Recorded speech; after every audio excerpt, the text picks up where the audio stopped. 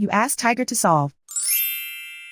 This deals with linear equations with one unknown. The final result is x equals 3. Let's solve it step by step. Simplify the expression. Group like terms. Simplify the arithmetic.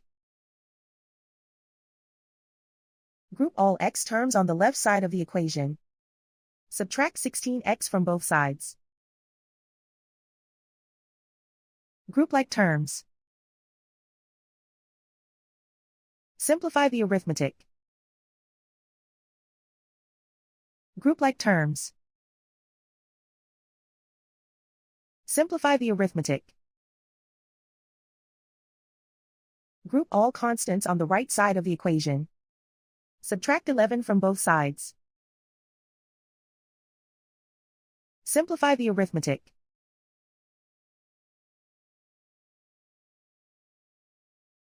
Convert the x into a positive number. Multiply both sides by -1.